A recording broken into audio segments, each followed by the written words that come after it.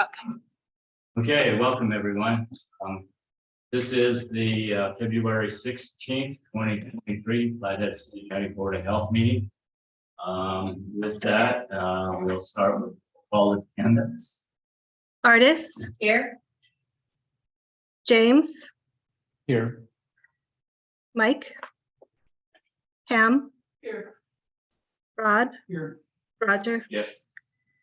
and Jessica said she would join on Zoom. She's not on quite yet. All right, we have another new board member, Mr. James Trevino. Jim, would you like to give a little background on yourself and welcome to the board.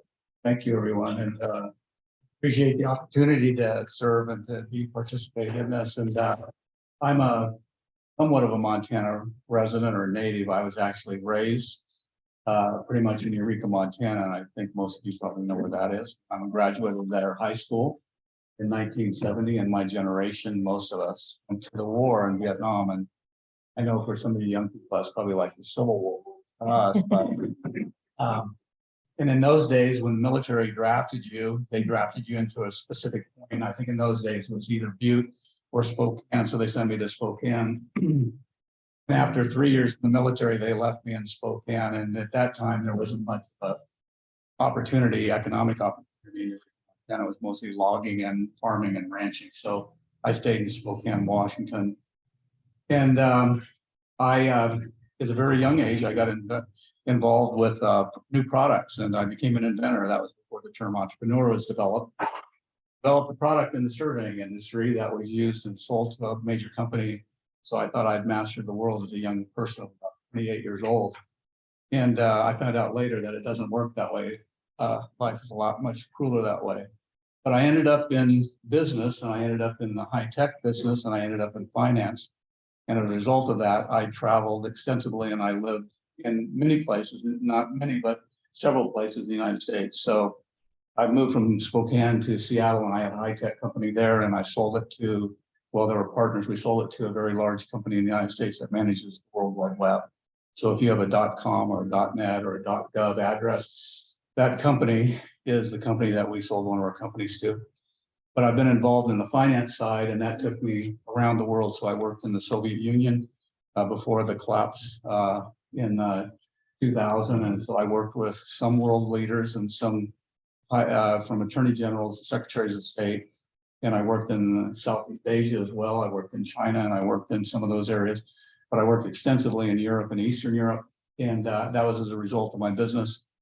And so I moved to, I actually tried to retire a couple of times. And so I moved to Seattle, worked in Seattle, as I said, and I moved to Las Vegas, Nevada to retire. And you can't really retire if you like what you do. And I've never had a job in my life. Everything I've done has been like a vacation. And except maybe this job, maybe this will be a little harder. So I came back to Montana, and remember the old Tarzan movies. The elephants always went back to a certain place to die, but the elephant graveyard. And so I came back to Montana to have the last of my days here. And rather than moving to Eureka, I moved to Kalispell. And my family's been in the valley since 1960. So I've got an extensive business background, extensive finance background, extensive tech background. I've worked in healthcare, and I've worked in all the other areas. And I'm hoping that I can bring some of that to bear here in the community, because I think we have a lot of talent in the community that probably isn't being utilized to the full extent that it could be. And so I tell everybody, I'm no different than everybody else. I'm the same as everybody else. I'm a little kid from Eureka, Montana, even though I'm much older today, and I'm really happy that I can help and serve on the board and hopefully make an impact with it. Well, we appreciate your work. Oh, thank you. Sounds like a good background. Lend a lot of support to one area on the board that kind of got big. Perfect, thank you. We should let the record show also that Dr. Tabor arrived about a minute into the meeting. And Jess is on Zoom now. And Jess. So short of dawn, we have a full board. All right, that we will move on to approval of the agenda. Any changes, recommendations, modifications? agenda. Good to go. Okay, it's been moved and seconded to approve the agenda as is. All in favor, say aye. Aye. Any opposed? With that, we move on to public comment, citizen comment. We did have one written comment. It was just kind of an announcement from the city of Kalispell that they were not be here. So short of that, is there anyone in the audience that would like to provide public comment to the board today? Now's your chance. Anyone would like to address the board? One more time. All right, There is one on Zoom. there is one on Zoom. Thank you. So can you let her unmute? Speak. Is it pronounced Mary? Yes, it's Mary Flowers. I'm speaking today on behalf of Citizens for a Better Flathead. We are, Can you give I'm your sorry. address too? yes, it's 135 South Main in Kalispell. Okay, thank you. Thank you. We have been active in the valley since 1992 and are, in addition to tracking land use issues, we're very concerned with water quality issues. So I'm speaking today just to, again, raise concerns with the proposed county septic receiving facility. We support the need for such a facility and believe that it is a crucial issue that the county and your board need to be addressing. However, we feel that the site that has been chosen for this has real limitations and is we're concerned that those, particularly the shallow groundwater and the nature of the septic waste, in addition to the nitrates and phosphates, the problems with pharmaceuticals and other long-term impact chemicals that are in this waste, and to be applying this in an area of shallow groundwater north of Flathead Lake. We're concerned that enough due diligence has not been done yet to provide us certainty that that is not going to be an issue given the volume of waste. We strongly encourage the county to take time to look at other sites. We recognize that you are looking at this particular site, and particularly because of the proximity to the lakeside spray application site. However, we believe that it would be prudent for the county to look for a larger site where you yourselves can do a spray application where it is not over a shallow aquifer and is not right in the middle of surface water conservation easements, and can be on an area where the groundwater is much more protected and much deeper than we find at this site. We also really encourage you to host some more public meetings and discussions. It's been very difficult to get information, and I think the public is eager to learn more about the studies that are being done. We've contacted both DEQ and understand that neither the compost facility application nor the lakeside permit has been submitted. And so that makes it extra difficult for the public to comment in a timely fashion. So just wanted to bring that to your attention and encourage you to take a second look at this proposal. Thank you. Thank you, Mary. With that, any other? No. All right, so with that, I guess that ends our public comment. We'll move on to the first action item, the minutes from January 19th. Any allocations, those minutes?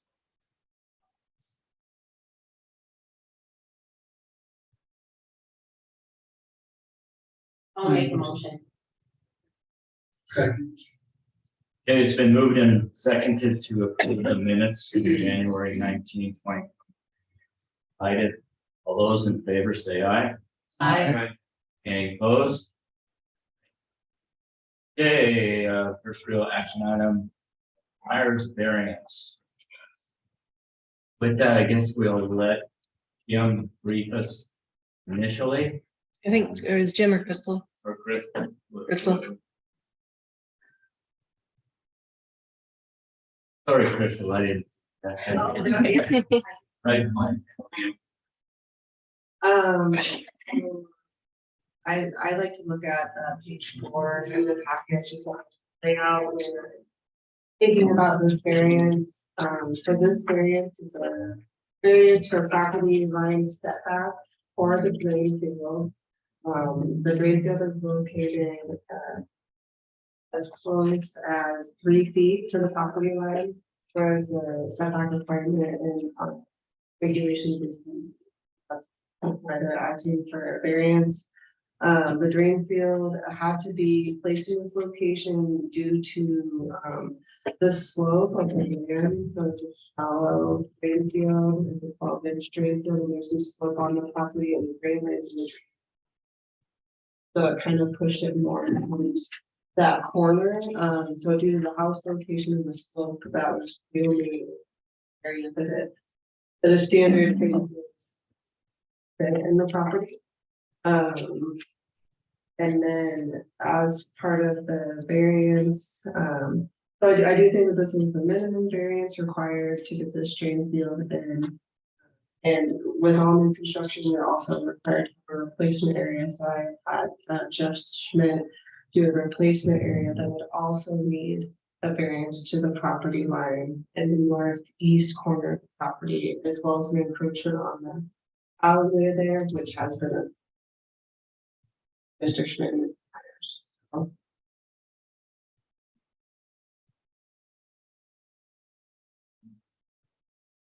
Questions or comments? With that, then I guess the environmental subcommittee also met on this. There were artists panel present. And Yeah. What the And recommendation? so it was January 10th, we had sat down and looked at the variance and so forth, and our committee concluded that they did try to reach out to try to get the setback from the neighbor. The neighbor decided not to, so our feeling was they did everything that they could, and that our committee would recommend approving this variance. To have the triangle within so that it harmed any. Guess we also have the engineers. Last week, also. Well, I think Chris covered it all. Basically, it's a really small lot. Can you state your name and? Oh, I'm sorry, man. Jeff Schmidt. I'm the owner of Pinnacle Environmental Solutions. The lot is small. By the time you get more 100-foot well isolation zone in there, that's very little room. Real room is where that drain field is located. Really no other options. All right, so this is an action item. Yes, before we start, open it up.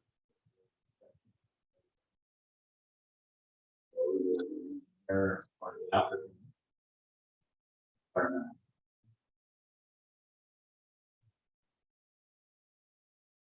not. First, Just a question. If the neighbor, the turkey drain is. Does get Carter. It was, Yes. so if the neighbor plants a bunch of trees with the, on that property, and it does fail, that, where do you think, like, us for variance?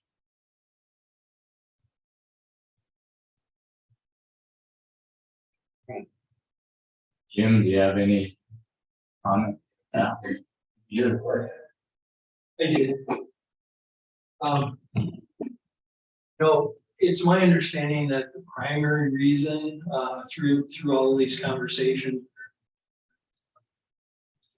lines, is that initially it was set up that way, so that way there would be room for equipment to operate, and they wouldn't be encroaching on the neighbor's property.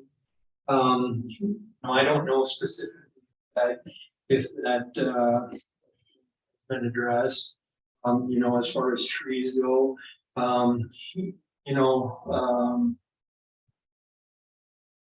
we could always consult trees off.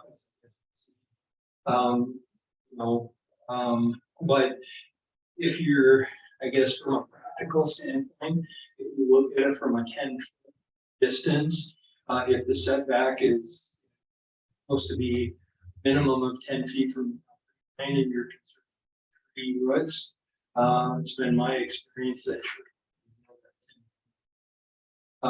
whether it's up to the line. In this particular circumstance, I think they're 3 feet line, so we're talking about a distance of 7. Tell you from many years ago when I was a plumber, the roots that out of sewer lines with a sewer snake could be 30 or 40 feet long inside the sewer line. There's a possibility of that. However, and it's my understanding that primarily the setback was access to install access with an answer. I think that helps out. I follow up.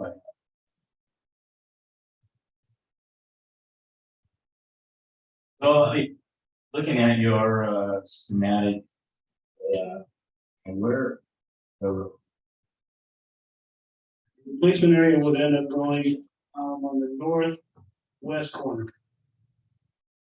There's that hashed area that you see, that would be the area that we, with the county's business that we obtained approachment permit on the alley. So northwest corner. So this is really great. Yep, right there. That's So this particular area. This is the 100 mixing zone. So You know, you the did, mixing zone coming up this way. To the west. yeah, so from here to Now you should see a dash line coming from. Oh, That I see. dash, there you go.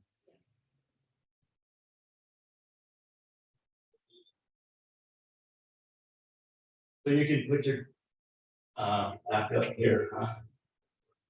That's where it will go. Yeah, yeah. And I don't think we would need an easement where it spills onto the next property. This particular subdivision was created prior. And if it was a brand new, then we would.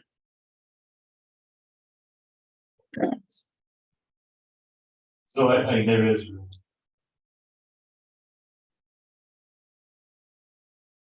Rod, you had a question? No, it was addressed with the 10. I just want to make people understood that. For final. Any other comments? Concerns? Okay, with that, I entertain a motion to deny the variance. I'll make a motion for the variance request. It's been moved and seconded to variance with Andrew Meyer. Now, did you do a roll call vote? Artis, Yes. Jim, Yes. Jessica, Yes. Mike, Pam, Yeah. Pete, Yeah.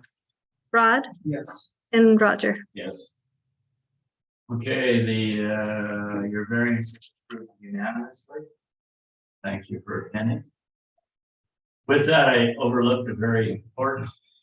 Have some guests here. Who they would like to introduce.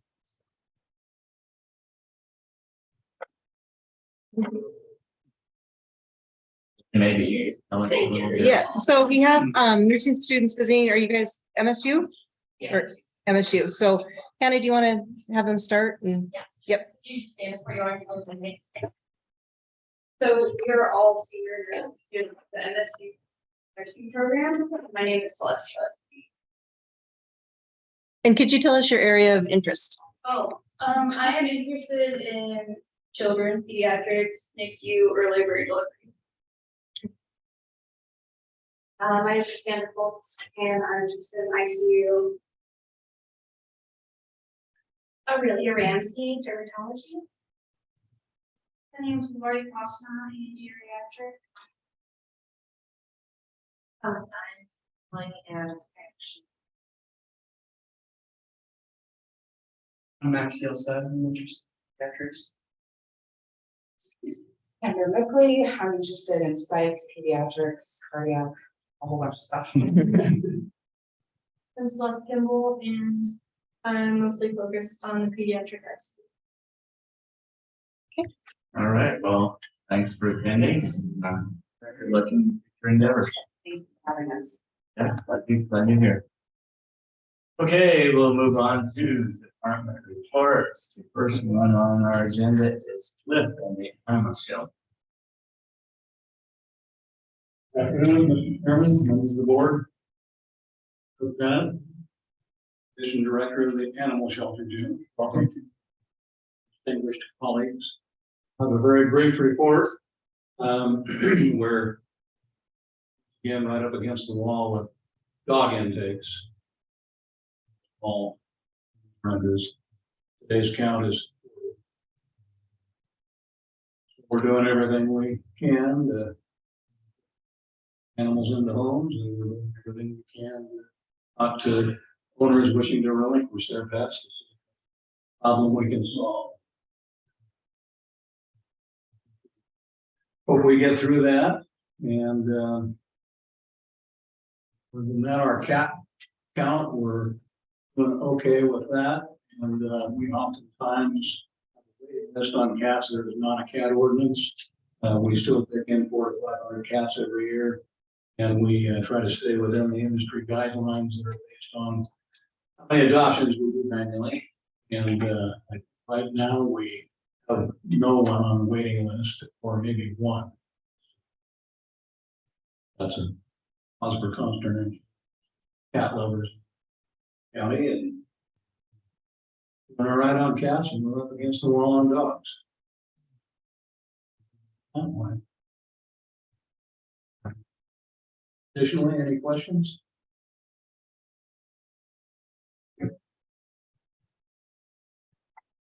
Okay, we will.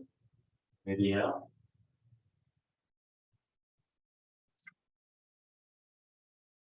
Good afternoon, everyone. My name is Hannah Anderson. I'm one of the nurses downstairs. Mackenzie Gress was supposed to give a report today, is not feeling well. So I'm here in her place.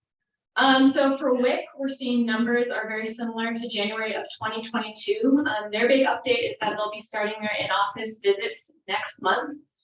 So that'll be all of their education and then height and weight and hemoglobin checks as well. For home visiting, in January, they gave their annual update to the Early Childhood Coalition, which used to be called Best Beginnings. In fiscal year 22, they served 96 different families and had a 72% retention rate in the last 12 months. They referred 37 kids to services for concerns with development. They were referred to CDC for things like speech, sensory processing, occupational therapy, etc. In immunizations, our numbers are up a bit compared to January of 2022. We are appointment only and we're offering same day appointments and certainly same week appointments. We continue to have stable staffing. We'll be heading to the jail to do a jail clinic for immunizations on February 21st or 22nd. We're no longer using our COVID online scheduler, so demand for COVID vaccines has dropped significantly. We're moving COVID vaccines into our regular clinic. We're still prioritizing Tuesdays to try and avoid wasting a lot of vaccine. Those vaccines do come in multi-dose vials. And then we are focusing on HPV for our metrics and improvement cycles. So we've been doing staff education, posters in the lobby, parent handouts, staff challenges measuring our HPV numbers, an internal newsletter, healthcare provider newsletters will be coming next quarter. And then we're currently in the process of collecting a baseline percentage. So in the past, we have just measured the number of HPV vaccines that we've given. That doesn't really help us that much because we see big numbers in August and July when we're in back to school season, and then very small numbers other parts of the year. So we're going to start collecting the percentage of eligible children ages 11 through 16 get an HPV vaccine. In maternal child health, FICMER in Q1 has their gun lock initiative with School District 5. By the end of December, they've given 187 gun locks to families. 61% of those gun locks fit their target range of 6th through 12th graders. 25% of those went to staff and 14% went to the parents of elementary school. We're also plugging away on our Safe Sleep project for the maternal child health block grant. In Q1, which is October through December for that grant, we collected surveys on 31% of discharged newborns, which was an increase from 29%. So we're reaching a decent number of families with safe sleep education. The challenge in the hospital is always staffing turnover with nursing staff and how to keep people up to date on the projects that we're partnering with them on. We're more successful in the NICU where we were able to educate 71% of families that were discharged. And then through WIC, we work with our breastfeeding peer counselor to provide that safe sleep education to those families as well. So we educated 10 families last quarter. And then we also educate families on safe sleep through our home visiting program. And we captured approximately a third of those families last. I think that's all I have. Are there any questions? Question, with your HPV initiative, are you teaming up with family planning on that? Because obviously there's a lot of overlap and potential patient capture with family planning and obviously childbearing. Yes, so we are sharing vaccine with family planning, mostly for adults. So just for those people who are 18 and older, but we are sharing vaccine with family planning clinic. So, but your capture is more the teenage. Right? Yeah, so we're trying to capture for our metric that 11 through 16-year-old.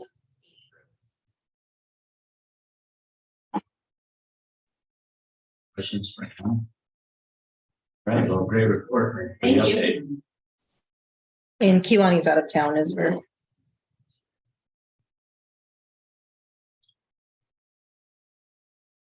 Optimization. And Lisa will present with communicable disease. Right. Right. Let me introduce yourself. Sure. Yeah. My name is Lisa Dennison. I'm the Emergency Awareness and Communicable Disease Coordinator with the Health Department. So welcome aboard. I don't have too much for you guys today in terms of updates. So in looking at influenza, we are now over about 1,200 cases reported of influenza so far this season. Still predominantly the influenza A, we have not seen that much in terms of it. I did include that age comparison chart in the report, and I'm looking at that at the age demographics. The majority of the hospitalized influenza-related hospitalizations are of those 5 years older. And then the last piece that I had was that recently the state did announce the development of a childhood lead poisoning prevention project, which it'll provide funding and dedicated technical assistance to county to assist with childhood lead poisoning prevention activities. We did let the state know that we are interested in receiving that funding whenever that initiative starts. So we're just kind of more as to when that'll kickstart and what the task order would look like in terms of what the guidelines are for that program. And again, I think overall it'd be a fantastic opportunity for us to receive additional funding so that we can expand our LEP program to do increased outreach and surveillance projects within the county. Any questions on the report or? And again, harkening back to the last report, last time you did a screening, there were several positives. Yes, Correct? yeah. And so I think that further emphasizes how important that screening program is for. Absolutely, yeah. The more kiddos we can capture, the better, so that we can prevent any of those long-term outcomes for developmental reasons. Okay. Thank you. Hey, Alan.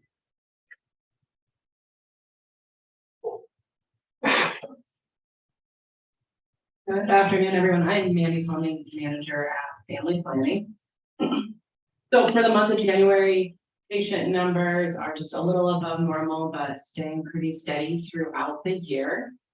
We had a very busy month in January doing outreach and education. Our health educator, Andy, did presentations at local schools and saw over almost 1,000 students doing pregnancy prevention, STI prevention education, and the growth end.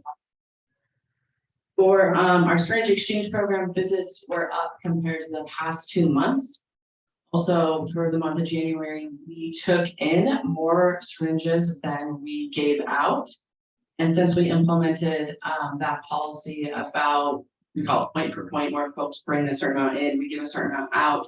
That was initiated the past quarter. And since then, we have about a 96% return rate. So needle waste back here in the health department and then disposed of safely.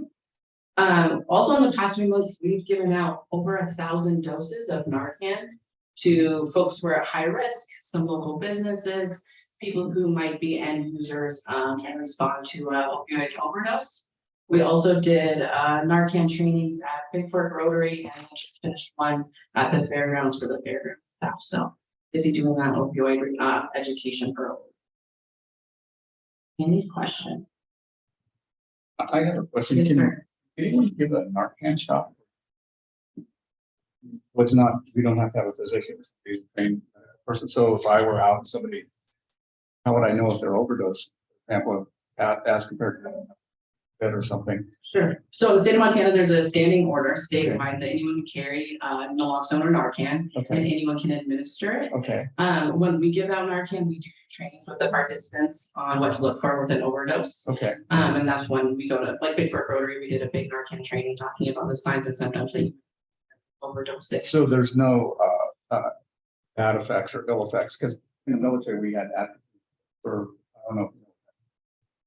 But so it doesn't hurt them if you gave somebody one erroneous later. You can't overdose on naloxone and there aren't really any adverse side effects. Perfect. That's just right now it's just a nasal. Okay. Spray. Thank you. Yeah. Any other questions? I'll be a squeaky wheel again.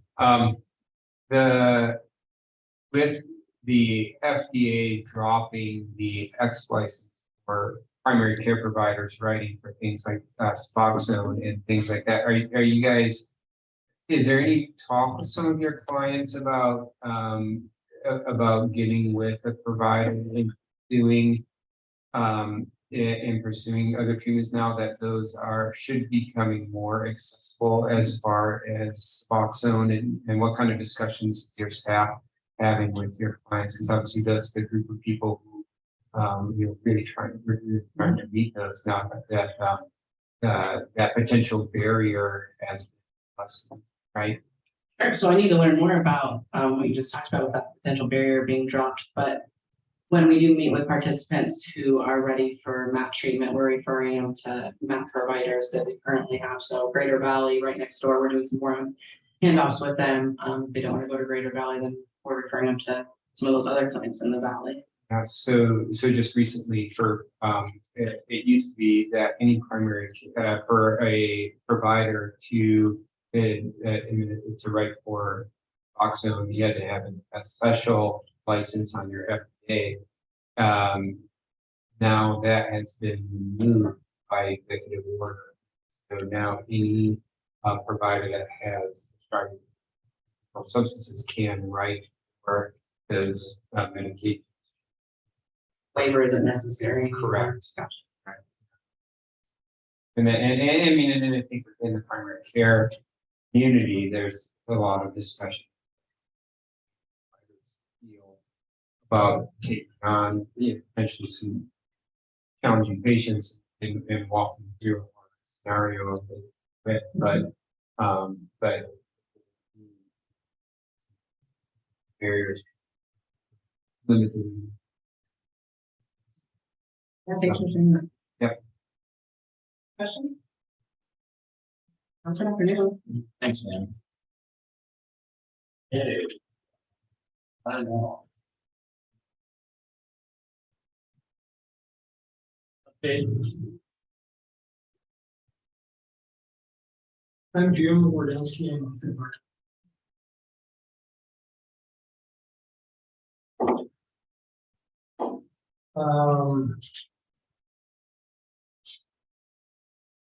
I think when we do the environmental health, that's some of these. Right now, we're on the cusp of groundwater monitoring as one of the things that we deal with, and just be one of the things. We have 6 applicants. Typically, groundwater monitoring season off. One of the engineers that they have the pipe. So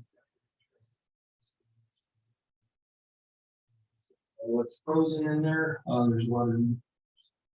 We'll be going out doing our spot checks. Starting with from the air quality standpoint, one of the things that we're trying to accomplish is in place a website or subscribe to a website that will allow us to partner with some of the fire folks, NRC and the county, and to accommodate burn throughout that county. It's also a good source of data for us to collect, and we have responsibilities when it comes to. We're working on that.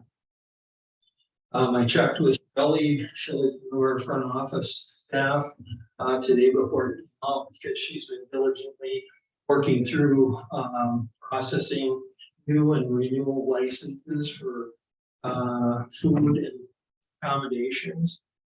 And she said that to date, she thinks that there's probably 100 more to come, but at 2,220 licenses that she's processed since the year. There are 400 more public accommodations licenses than last year, which is largely attributed to vacation rentals, the tourist rental. And then 110 more food licenses. The other thing on the food side of the house for us that we're trying to remedy is we realized here just a little bit ago that our website complaint process for foodborne illness is broken. When we migrated over from the old system with the county to the new system, it didn't transfer over. Trying to get that taken. Folks can still file complaints with us through phone calls and so we're addressing.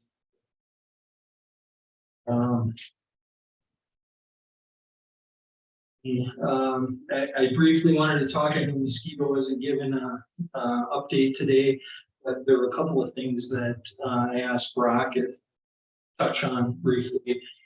One is they've acquired a second, which will hopefully help them with their abatement process, be a little more efficient.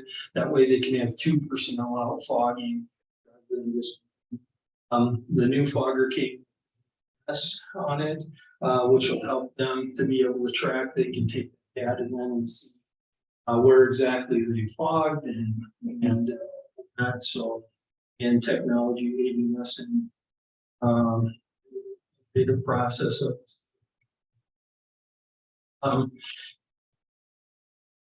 Later in the month, there's going to be a Northwest Sanitarian Association meeting in Polson, and we've been invited to that. I think it's a great opportunity to network with other sanitarians and people in environmental health. Some of the things that their agenda that they talked about was providing legal updates that'll impact us in environmental health. Things like incinerator toilets that are becoming more frequent with the difficulties in obtaining septic. I think that would be good. We're, as a staff, we're also starting into the budgeting process. One of the things that I've incorporated is some budget worksheets that I think will help us. And then from a staffing standpoint, 2 things I wanted to touch on. Right now, we have our seasonal positions open for EO, so those are posted, and hopefully there. And then, fortunately, we're going to be losing a vital member of our staff, and that's Kyle. Crystal's going to be headed to work with. I wanted to thank Crystal for all of her hard work over her tenure here, and wish her the best. And I apologize for the talk. Rod has. Sir, and could you clarify, you said that in the public accommodation, 400, you would just figure most of those PRBOs. And I noticed in our report here for January, it looked like there were only 24 pre-operational ones. So is that 400 from all of last year to the? Yeah, from last year. And when it comes to that type of stuff, then there should be a plan review that did with that, and some of the scheduled initial plan review, and then you know. Thank you. I have one. And usually on this table that we have up there. Let you do the commenter on a development form.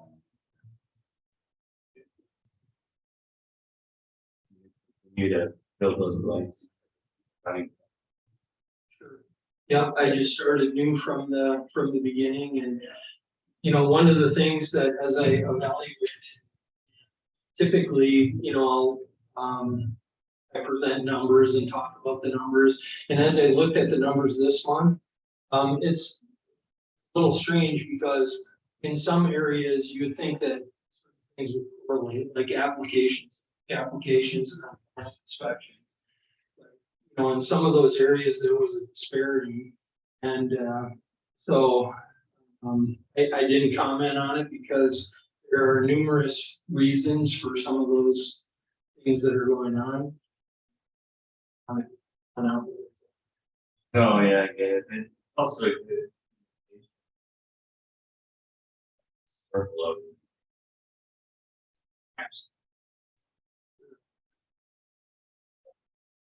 Data. One of the things that I can share from the septic side going forward too is, and I don't know if you want to present it in this format, but I noticed that somebody had added into this file folder an annual septic. And that was interesting to me as it really showed, there's some graphs in there that I could share that, you know, it showed in the early nineties, how there was a huge peak and then back down. And then in the early 2000s, another huge peak, and then, you know, everything transpired in 2008. Still, there was a little bit of incline until 2011 and way down. Then again, in the 2010s, back up, and this year, past year with 2022, it actually was down from recent years. And we talked about that internally. As far as the workload goes, staffing, because obviously I've only been here a year, talked to some of the longer term employees and I asked, how does that correlate with the amount of staffing? They said, well, you know, some of us were doing other things. We had numerous people assigned to specific things. And then we talked about too, that sometimes numbers aren't truly reflective of what's going on. So despite the numbers going down in the last year, the complexity of septic issues that we're dealing with now are far greater, what I've been told, and what has transpired in the past. And you know, just how in depth they look at things as opposed to somebody coming in and filling out a handwritten septic permit and out the door you go. I mean, there's a lot. So, and sometimes numbers can be deceiving, so I just throw that out there. So as I bring the numbers to you, please do.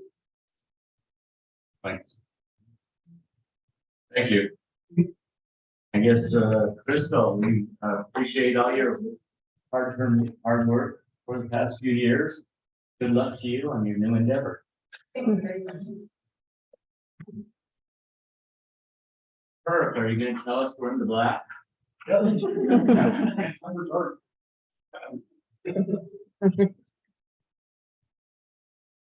afternoon. My name is Kurt Zander. I'm the accountant for the health department. The finance report, pretty straightforward. We got a healthy cash balance, about $1.5 million currently. Revenue and expenses are on track for the fund. The only thing that we've got going, we just had a last vehicle that was purchased for our capital improvement. And that's really all I have. Budgeting will be coming down the road. Next month, you'll hear a little bit more about that. But that first week of April, we'll have a finance committee meeting.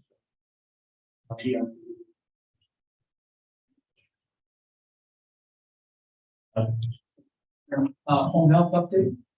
Yes, health has done wound down.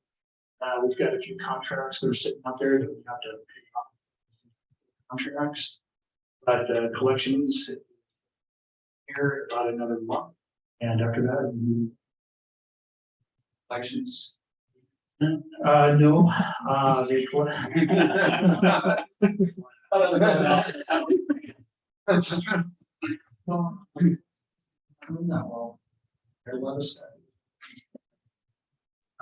time frame, and so hey, we're gonna have to cover a deficit.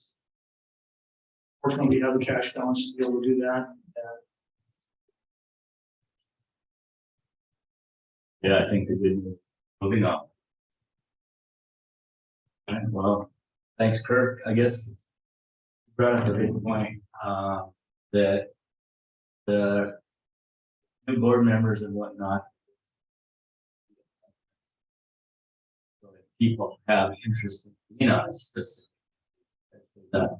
finance committee. I have a lot of questions, but I don't want to ask them right now. I think I'll talk in private about some of this. Don't be afraid to go. Yeah, I'd like to. I'm a volunteer.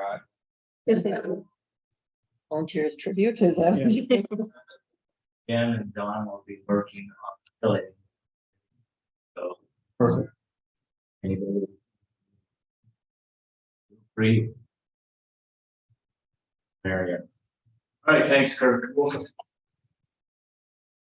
Well, everybody's talking about everything that I wanted to talk about. So the burn restriction permitting, Jim did get permission. As a slight update, he got permission, written permission from the grant for the for the air quality to be able to pay for that, so that we wouldn't have to charge a fee for at least the first or year or so. So we could see where we're at of how many users there are actually using the permitting system, how many phone calls are coming in.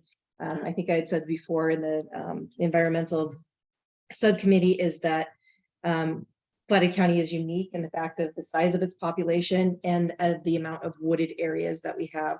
So we can't compare ourselves to Lewis and Clark County or Bozeman because they have a different valley floor, they have a different population. Where we're most like is Lincoln County and Sanders County, but they don't have anywhere near the population that we have. So if we're able to, since we're able to pay for that, we'd be able to potentially start that. There's a whole lot that has to go on. We have to, county attorney is looking at things right now, and then we would have to go through the commissioners and ask for the contract and all of those kinds of things. There's still some things definitely in the works, but there is the potential we will have a permitting system, which is what DNRC and we have to have to move forward with that. So the system that DNRC has had in the past is completely, the website is completely outdated and they cannot do the permitting system. So right now we don't have a permitting system going into the May, June, and they really want that permitting system in place by then. So, but open burning itself will open in, is it March 1st? I think open burning opens without a permit. The hunt for the animal shelter director continues. We had, sorry, Cliff. We had two excellent candidates that both declined the salary, and then also moving into the valley. They just couldn't find a place to live for what we were paying them, and moving, they would be moving into the area. So we do have another upcoming interview.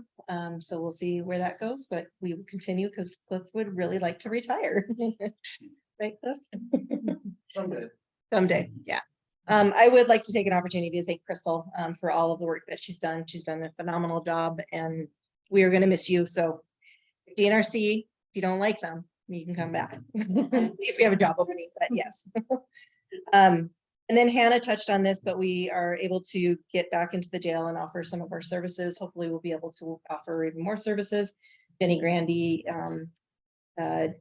we hadn't been able to go in there. She didn't have the staff to allow us to go in there because obviously they have to be monitored if we're in there doing any education or anything like that. So it sounds like staff is getting back up there, and we're going to be able to offer immunizations if anybody wants them or anything like that to help out the jail staff or jail nurses for that.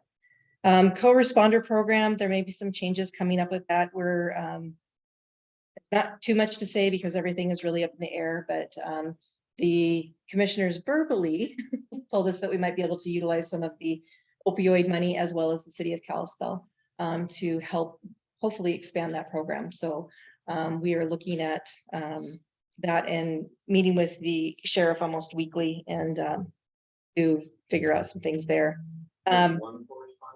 We only have one. Yeah, she has a licensed clinical social. She's a licensed clinical social. And so at this point, the co-responder program, that's what it requires. And so they've done interviews, but they haven't been able to find another one that fits this model. You do have to have a very, you just have to be very specialized in that licensed clinical social worker because you are going out into the field, which a lot of those licensed clinical social workers do, going into the field and interacting with people where they're at. So you know of any, then send them our way. We have budgeting right now for 2. I did reach out to Eric at Planning and Zoning. I do want to sit down with him and our sanitarians. Crystal and Danielle did an excellent job with Under the Big Sky, but we need to get ahead of the game. Just making sure that we have that check system done. They have kind of everything kind of laid out of what it needs to look like. And they did a phenomenal job. I said this over and over last year with that, but I think we always can room for improvement, and then holding the Under the Big Sky people accountable for what they're putting on in our valley. So Eric is going to sit down with us, and he has some check boxes that other communities utilize when they have these huge events come into their valleys, and trying to lessen the impact on our services, because last year it took up a extraordinary amount of time of our already very busy sanitarians, especially in the summer months. It took up a ton of their time to walk them through the process. While they don't have a problem with it, if we can get a check system going, then it'll alleviate some of their time, and hopefully planning and zoning, and hopefully the posse. So it's going to be a multifaceted of working with everybody that they bring in. They Logan Health is one of the players as well. So we're going to be meeting on that in the next month. And let's think I have any questions. Yeah. Right, thank you. So with that, we move on to committee reports. The only committee report is the Environmental Health Committee, but as Jim mentioned, we touched on many of these groundwater monitoring, the open burning status, the NRC continuing their monitoring program. Is there anything else you want to bring up, Jim, on that? I think that's primarily it. You did pose some questions to the subcommittee members regarding specific septic application stuff, and just plant the seed so they can mentally digest that, and then hopefully at the next meeting we can discuss more. Once we get answers on some of that stuff, then we'll take it forward for changes in. What we're trying to do is make sure that construction standards, application processes, and our policies are all so there's no. And I guess the other thing was but adjusting this couple resolutions that are worked on.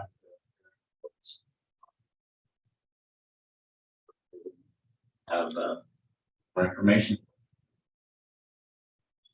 Thank you. Okay, board member discussion. I guess we can start. Gotcha. No, we want to say that's for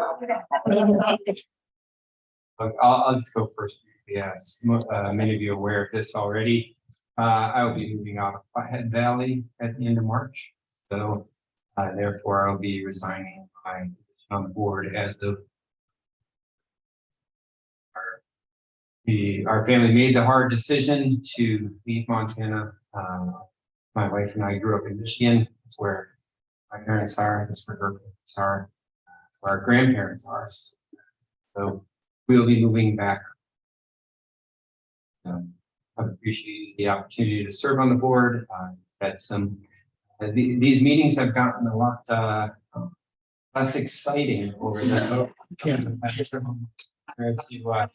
compared to when I first started on the board.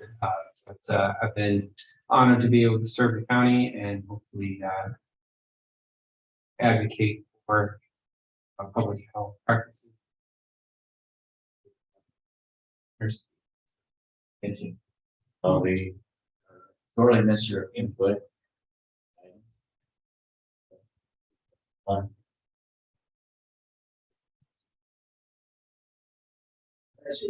At the other end, Dr. Parsky. I just want to thank Crystal for the time that she gave to the county. She was nice to work with her, and it was nice to learn from you. Many things. I'll be at one more meeting. Okay, I know. You'll still get some information. Thank you. A couple of things. First, opportunity to thank all of the county staff. It's one of the things I learned serving on city government was how hard, there was the government employees and around to them. That's not the case. I mean, I see how hardworking at city level, county level, and our taxpayers are getting with a compliment to all of you. And secondly, to reiterate what you said, Roger, I like more information It may seem like it's redundant. I'm one of those, I like lots. The more information we have, the better decision, especially when we're looking at long-range planning and backward planning. I sat on the growth policy committee, Kalispell, Planet 35. Sitting there, we're looking at 35, 2035, we're looking 50 years. And to look 50 years ahead, you have to look 100. And it takes lots of data to decisions. Anytime there's more information, throw it in. Historical data, I'm a nerd that way, and you probably too, James. It's one of those, I like extrapolating and looking for trends.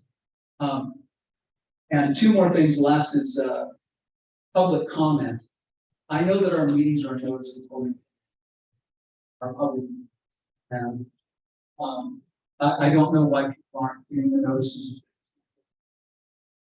I don't know how much more government body can do other than what they're required to do, because that's what the standard is. So I just want to point out that we are doing everything according to our list. And lastly, and this is just kind of an interesting note. Yesterday, I got an email from Amazon Clinic. Now, I don't know if anyone else has received it. I don't know if this is the direction of future health.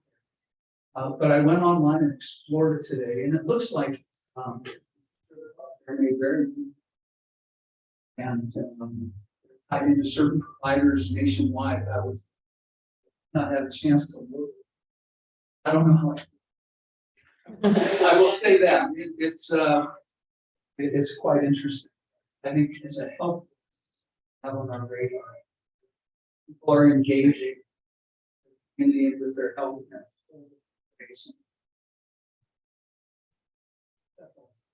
Rod?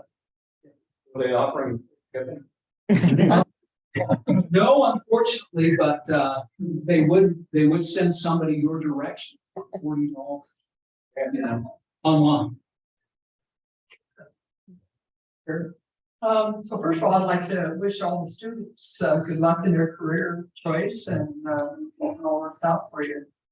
And then I'd like to thank Crystal for her great job. Pete, thanks for being part of the board.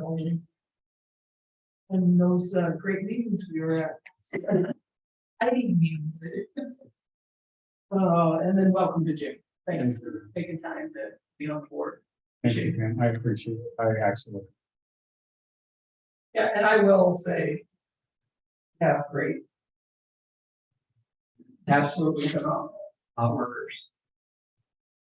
That's it. Right, thank you. So, yeah, I just also like to extend the appreciation to Cliff for hanging in there. Interesting to hear you.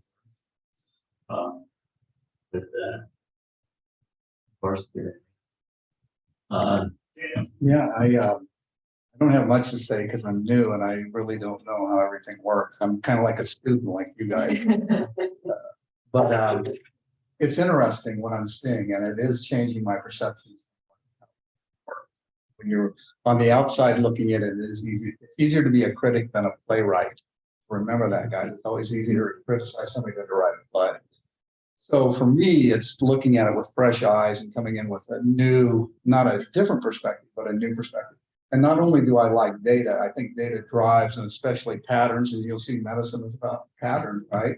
And I remember back in the days when a radiologist couldn't read a X-ray over the internet. Now it's typical, right? And you can get, doc in the box, not only you can get them on your computer. So not only do I like, and I think it's important for everybody, and I think it's helped me with my career, it's not only the data, but why. Because why leads to other things, not just the what. And sometimes we talk too much about the what, but really the question is why. And the why has to transcend to a certain degree our own opinions and your own opinions, because we're all subject to living in this little box that we have. And when I was raised in Montana, we called everybody, everybody had different titles. For example, people who worked in the sawmill, well, they don't even have those titles. They don't refer to them the same way. So really it's why, and sometimes that's You don't want to have that in a toddler or a grandchild, because it's hard to discipline them when they say, well, why are you doing that? And the answer is not because, I can tell you that. So hopefully that as we go through this, we can not only know the data, but the why behind the data so that we can all make informed decisions. And each one of us will look at it a little bit differently. And I think collectively it's like rope. 3-stranded rope is a lot stronger than a single-stranded rope. That's all I have. Okay, thank you. Least, but still hope you're there, Jessica. Did you have any comments? I don't. All right. That then I'd entertain a motion. So All right. Thank you everyone for attending.